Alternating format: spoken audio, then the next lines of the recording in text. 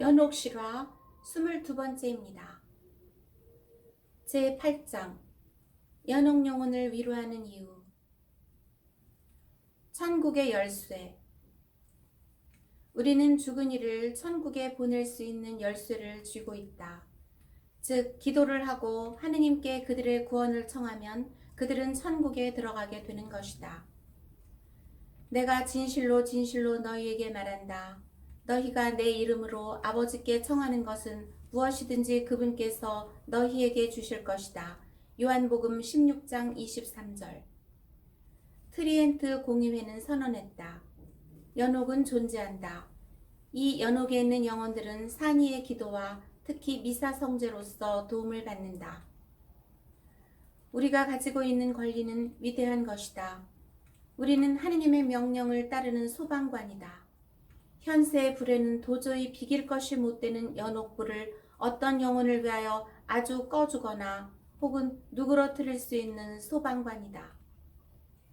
국왕이 대사를 베풀어 죄인이 받을 벌을 사해주는 것은 감탄할 만한 권력이다.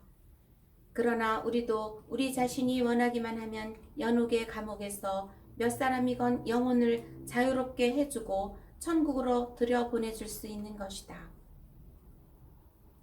하느님의 사랑. 연옥 영혼은 구세주의 성혈로 속량되고 예수 그리스도의 사랑스러운 자녀가 된 자이다. 이들이 한시라도 빨리 천국에 들어가면 들어갈수록 하느님께서는 기뻐하신다. 적의 포로가 된 왕자가 충성스러운 친아 덕분에 구출되었을 때, 중병에 걸렸던 아내가 완치되었을 때 왕과 남편의 기쁨은 매우 클 것이다. 그러나 연옥 영혼의 천국에 들어갈 때 하느님께서 느끼시는 기쁨에는 도저히 비길 수 없다. 하느님께서는 연옥 영혼이 천국에 갈 수 있도록 도와준 사람에게 큰 은혜를 내리신다. 복자 피에르드 브느아는 말했다. 연옥 영혼에 대한 신심은 하느님의 영광이라는 측면에서 하느님을 모르는 이들에게 선교하는 일에도 뒤지지 않는다. 오히려 어떤 면에서는 더 낫다. 왜냐하면 하느님 대선에서 연옥 영혼은 믿지 않는 이의 영혼에는 비할 수 없을 만큼 격이 높기 때문이다. 우리 기도와 선행으로 조금이라도 빨리 영혼을 천국에 들여보낼 수 있다면 그것은 하느님을 향한 가장 강력한 사랑의 증거이다. 연옥 영혼에 대한 신심은 하느님께 대한 우리 신앙의 바로 미터이다. 이에 정성을 다하는 사람은 하느님께 대한 사랑도 깊고, 이에 미지근한 사람은 하느님께 대한 사랑도 미지근하다. 만일 전혀 관심이 없다면 그것은 하느님을 사랑하지 않는 사람이라고 할 수밖에 없다. 죽은 이에 대한 사랑.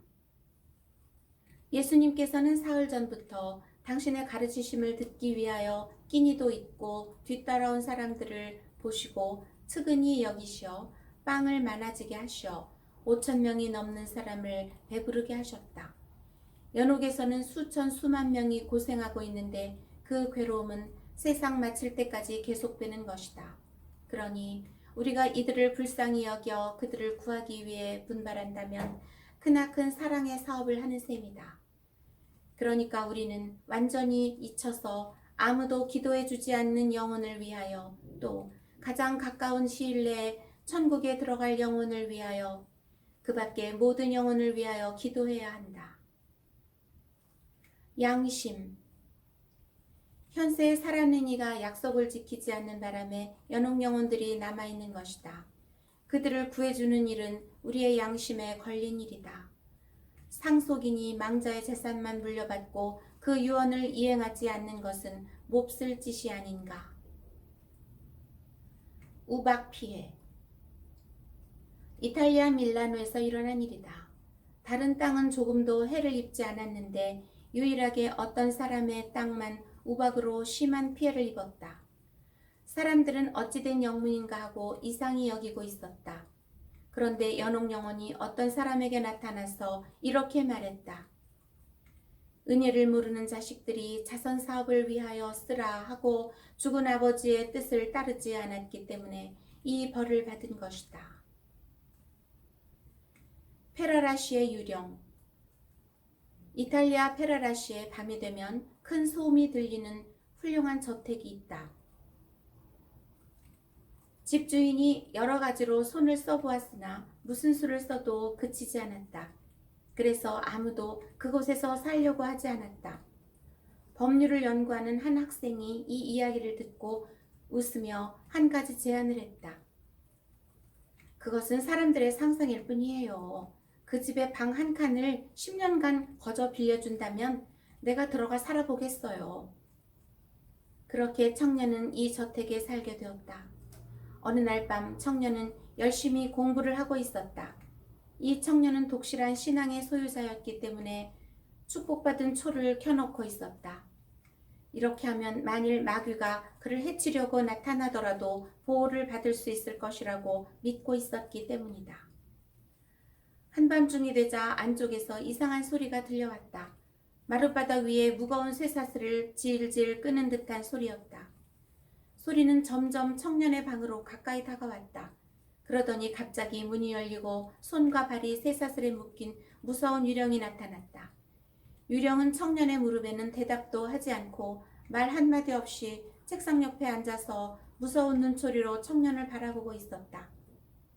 청년은 점점 무서워졌지만 마음속으로 기도하면서 모르는 체하고 공부를 계속하고 있었다. 그랬더니 유령이 물었다. 무엇을 그렇게 열심히 찾고 있는가? 내일 수업을 위하여 꼭 필요한 법률 조항을 찾고 있어요. 그 책에는 없다. 그 조항은 책상 위에 있는 바르톨료에 쳐서 이러이러한 곳에 있지. 청년이 찾아보니 유령의 말이 맞았다. 잠시 후 유령은 일어나 쇠사슬 소리를 내면서 돌아갔다. 청년도 초를 손에 들고 유령의 뒤를 밟아 지하실까지 따라갔다. 지하실에 갔더니 땅바닥이 절로 열리고 유령은 그 속으로 사라졌다. 청년은 지하에 초를 두고 방으로 돌아왔다. 다음날 그는 친구들을 불러 그곳을 파보았는데 거기에는 이름 모를 해골이 있었다. 청년은 사제를 불러서 장례를 치르고 성대한 미사를 봉헌했다. 사람들은 연옥에서 잊혀있던 영혼이 사람들에게 기도를 청하기 위해 하느님의 특별한 허락을 받아 나타났다고 믿었다. 다음 주에 계속됩니다.